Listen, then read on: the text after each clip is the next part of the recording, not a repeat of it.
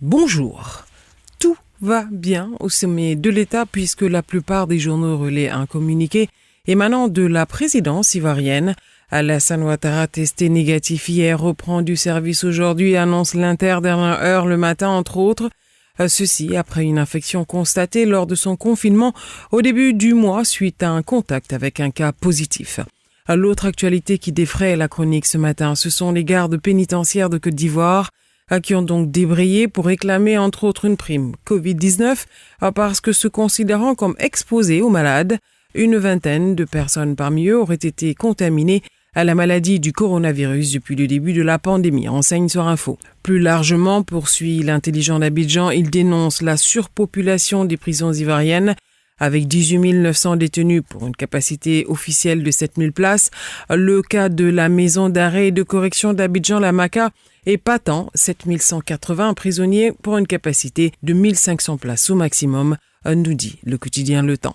La situation est donc restée tendue toute la journée entre les forces de sécurité déployées sur les lieux et eux, rapporte Le Bélier. À La Maka, les gardiens de prison menaçaient de libérer les 10 000 détenus.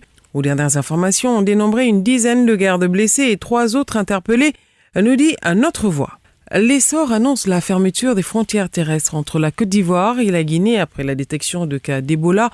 Quand le quotidien L'Avenir s'interroge sur l'efficacité d'une telle mesure, mon confrère, à travers un dossier, met en lumière ce qu'il qualifie de business de la fermeture des frontières et surtout des voyageurs qui contournent les restrictions sur la libre circulation des personnes et ce depuis l'apparition du Covid-19.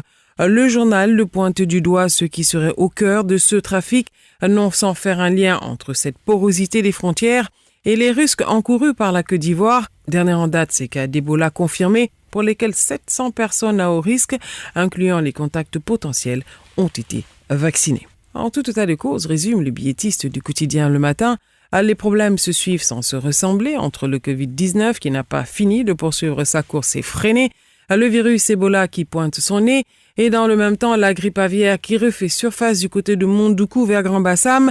Les Ivoiriens risquent littéralement de se retrouver à bout de souffle. Certains journaux s'intéressent également aux dissidences qui minent le Front populaire ivoirien et aux rencontres de Laurent Gbagbo qui se poursuivent dans le cadre des consultations entreprises par le fondateur du Front populaire ivoirien en vue de mettre en place un nouvel instrument de combat politique.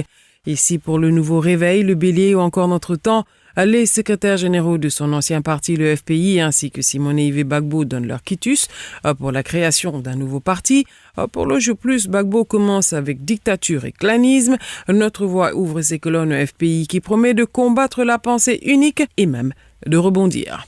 L'éditorialiste de Fraternité Matin de rappeler que par ces temps-ci où le microcosme politique ivoirien est mouvementé par les dissidences et des volontés de création de nouvelles entités politiques, tous doivent accepter que la loi reste là, boussole, notamment celle du 9 août 1993, relative aux groupements et aux partis politiques, et que tous doivent s'assurer, rappelle le journal, de la pleine jouissance de leurs droits civiques, à quelle que soit la fonction intérieure ou le statut, et le cas échéant bénéficier d'une grâce présidentielle ou encore d'une loi d'amnistie.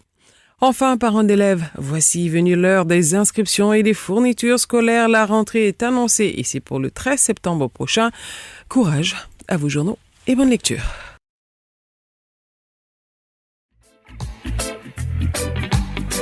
Radio de la Paix.